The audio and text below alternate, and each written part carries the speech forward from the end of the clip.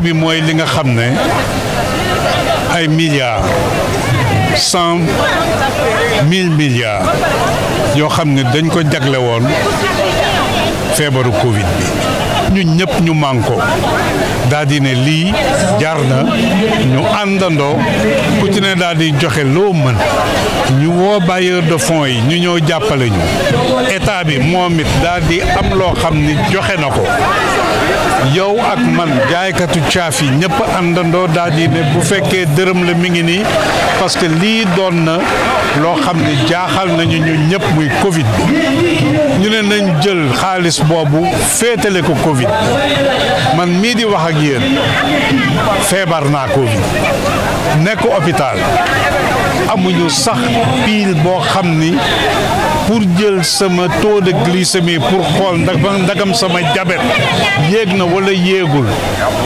ndaxte buñ lay faj ay corticoïdes lañ lay fajee te buñ lay fajee ay corticoïdes mën na indi diabète ñu ne amuñu pile boo xam ne moo war a dem ci appareil bi nga xam ne moom la ñuy jëlee sa taux de glycémie waaw boo toogee jóge ci loolu daal di dégg ni ay milliards ak ay milliards ay nit randale nañ ko ci loo xam ni du woon pour loola doo mën lu mooy ñëw taxaw daal di ne lii du Sénégal lii du Sénégal ay nit di dee ñeneen di xalaat naka lañ mën a enrichiroo naka lañ mën a jëlee xaalis bi nga xam ne moo war a dem pour faj ñi nga xam ne mën nañoo dee jaaduwul looloo tax ma ne lii du Sénégal léegi nag président Cour des comptes def na li nga xam ne moom lañ doon laaj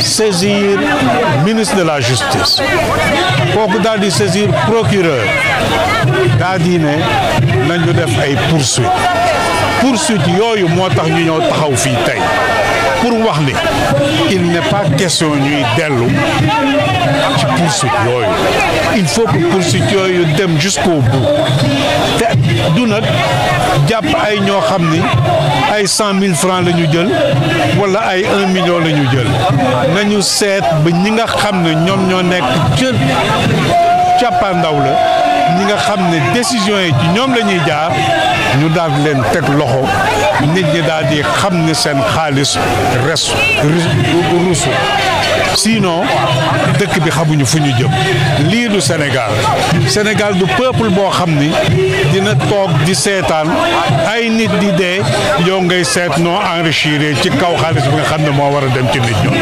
suñu taxawaay fii. ñëwoon tey ci mobilisation du peuple parce que gis nañu la situation du pays elle est extrêmement grave bu ñu demee ba ci période de Covid mu am ay nit yoo xamante ne ñu ngi doon faatu la population nekk ci détresse boo xamante ne c'est excessive ci loolu am ay nit yu tuuti yoo xamante ne ñu ngi doon dund ci kaw population bi vraiment c'est déplorable. Au-delà de ça, la situation politique de ce pays elle est extrêmement déplorable. Sur ce nag peuple bi jug tey pour taxaw tey nekk premier pas par rapport ak Yewwi mu nekk rassemblement demain mu war a am concert de casserole ñu xam ne tey nag moom il faut que le peuple montre à tout le monde que le peuple est souverain ñoo leen fi teg te ñoo leen fiy dindi alors fulla nag moom il faut que peuple bi wane que ne fulla am nañu ko tey gis nañu rassemblement bi nga xamante ne moo nekk suñu ginnaaw et xeeb nañ ko gëm nañu fekk ci kanam nit ñi dinañu gën a génn. Alors, politiquement parlant, on parle de troisième candidature, mais c'est la honte. C'est la honte, parce que la Constitution est très claire. Nul ne peut faire plus de 2 mandats successifs. On n'a même pas besoin d'aller à l'université pour le comprendre. Lolo lu leer la. Te ci lolo nit ki ci bopam muy le président Macky Sall dem na fu nek bind ko ci livre ne 2 mandats lay def. Kon buñu démé ba ci biir nak ñu nek ci benn situation claire obscure lolu kenn du ko nangu. Le peuple sera souverain, le peuple fera face à ce projet-là. Maintenant par rapport à nos milliards, il va falloir que quand même bu fekké né ay gor lañu. Gis nañu yeneen dëkk yo xamantene kilifa yi bu ñu leen tuumalee ñoom dañuy am ful ak fayda wu démissionner. On a vu ce qui s'est passé avec Jérôme Cahuzac. Récemment, le Parlement au niveau de Bruxelles dañu am ay soupçons de corruption la jox de corruption ñoom ñu démissionner mais gis nañu ñi ñu ko séqal nag dafa mel ni amuñu jom ku amul jom nag dañ koy foqati.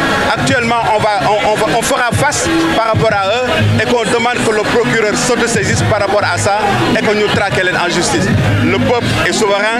2024, Macky ne peut pas être candidat et il ne sera pas candidat. S'il force, il trouvera le peuple devant lui. Et vive Yewwi Askan Wi, vive le peuple du Sénégal.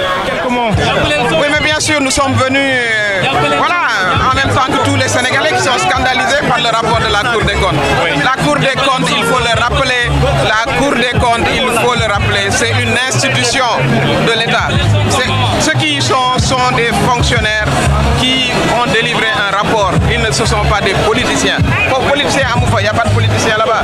Donc ce rapport-là est un rapport crédible.